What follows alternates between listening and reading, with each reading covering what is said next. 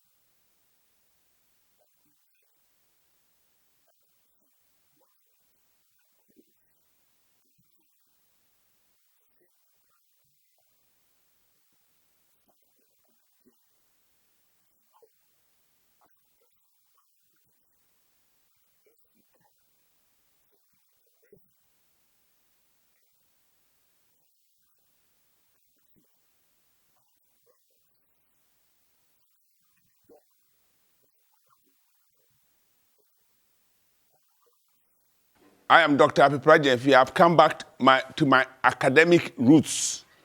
This is where I started my academic journey. Primary 1 room of the Nyafoman Roman Catholic Primary School. This is my very academic beginnings. There was no school at Mpitimpi, so we had to walk 2 miles to this school. Nyafoman Roman Catholic Primary School. It is no more used. They have moved the school to another place. But this building was the original school where you were attending. So the primary school went up to P6. So this is a primary 1. So my very beginning. During that time, there were plots allocated to, we did a cleaning of the compound. So they allocated plots to every child or people. So when you walked 2 miles to school, you had to hurry up. You have to go around to pick any litter that has fallen on your plot. Then you had the assembly in front of the school, that's on the other side. And during the break time, there were some ladies who were offering food for sale. Had the long break of 15 minutes. So you go over there and you get something to eat for the break. You have to buy it yourself. If you don't have any money, your friend buys, and then you go to beg your friend to give you a bit of the food. So that is the football pitch. The boys were playing football, and the girls netball. Netball was what the girls were playing. They had their pitch over there at the other side. As I said, this building is no longer in use. I understand the community has built another school somewhere. But this was the original school operated by the Roman Catholic Church. It was a state school, but operated by the Roman Catholic Church for the state. So this was primary 2, the rooms of primary 2. And I was here up to primary 5. Normally, I should have continued up to primary 6. Then from primary 6, you go to middle school, middle 1, middle 2, middle 3, middle 4. So elementary school was a total of 10 years. But when I got to primary 5, I had a condition of my left ankle, so I could not walk from Pitimpi to attend school. So there's an interruption of my education for 2 good years. So I resumed school at middle form. I jumped primary 6, but I didn't come to Nyafoman. I went somewhere else. But this brings home a lot of emotions. So because this was the beginning, as I already said, of my academic journey. So anybody listening to the youth in particular, don't just lose hope. Wherever you start, be determined and perseverance. If you are watching this video, maybe you are a young person and you are also going to school at a very, very deprived environment, you are poor, your parents are poor, and you think you cannot make it. I want you to just look at my situation. Look at where I started my academic journey and where it ended. Hannover Medical School, where I became a doctor. As President Obama of the United States said, yes, you can. So no matter your situation, with determination, hard work, you also can. You have to aim high. I always advise people, if you want to be in the medical profession, don't aim to become a nurse. You have to first aim to the top. You aim as becoming a doctor. So if you are not able to become a doctor, the next step that you move is to become a nurse. So that is primary 3. Then these mangoes were still there when we were schooling. Yeah, they were over there. It provided us with the shade. Provided us with the shade during the break time. And as I said, some hawkers came to sell to the school during the break time. This is primary 4, P4, then P5, then it ends at P6. Every morning, we had assembly at the other side.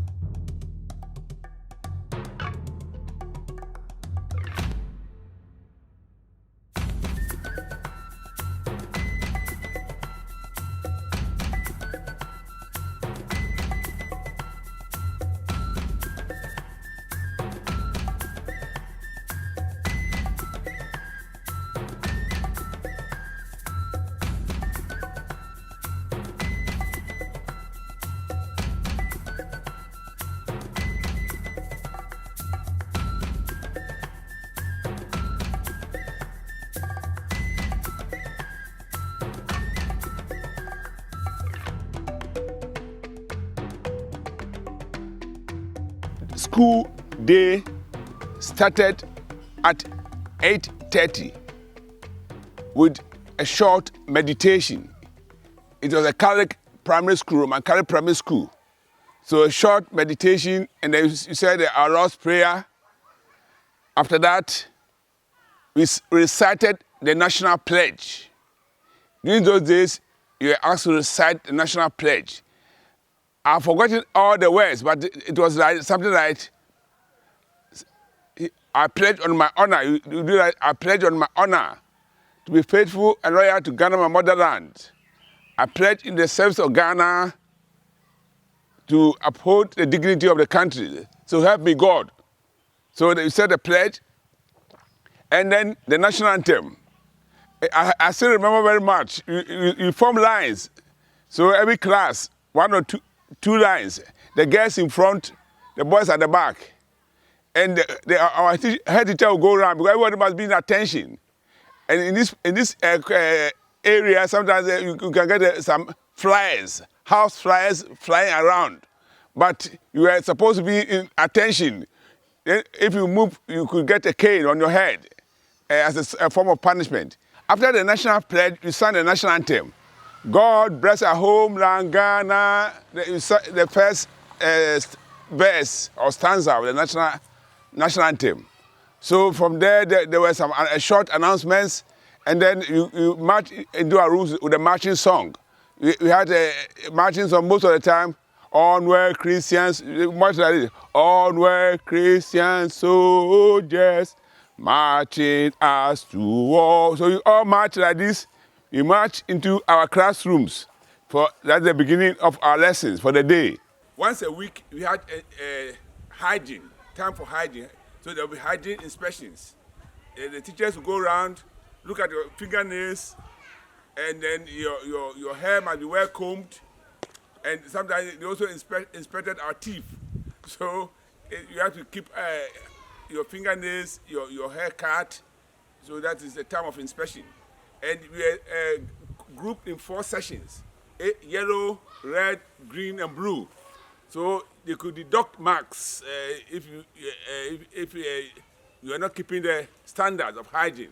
So your session leader would be very upset with you, and maybe you could be caned, because every session had a teacher who was the session leader of that particular session.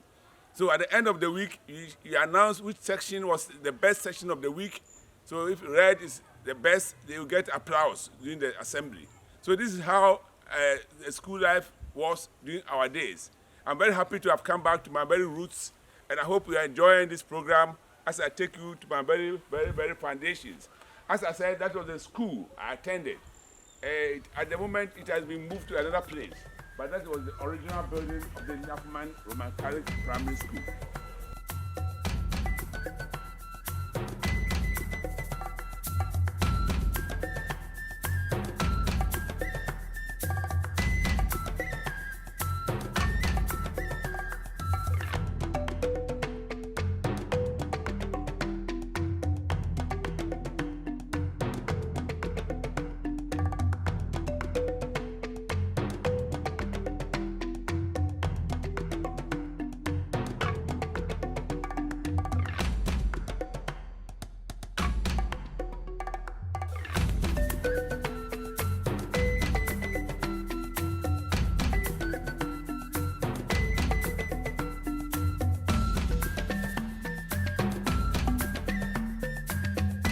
Memories of my primary school days. Sometimes you raise your hands and the teacher will come forward and do this, and then you come and stand here. And then, so this is the setting of my primary school. I've come back to my primary school, and they are now, they are telling me that now they start school at 6:30 in the morning and close at midday. He said initially they were starting school at 6:30 and close at 2 p.m. But because of the COVID restrictions, they are sent home early. And concerning the issue of COVID, the infection rate in Ghana is very low. So at the moment, it is only mandatory to wear face masks in shops. In the open environment like this, it's not mandatory. And as you can see, we are not maintaining social distancing. Okay, it's not any matter of being irresponsible, but as I said, the rates are very low, and I think everybody is safe. We have to learn very hard in school, okay? Yes. Because I was also a P1 primary school people in this village, in this school. This is where I came to class 1. And from here, I became a doctor in Germany. Somebody has here, me say me be school I'm a class 1 anyway. So you, I want to ask you, 4 plus 4. 8. 4 plus 4 is how much? Good. Clap for him.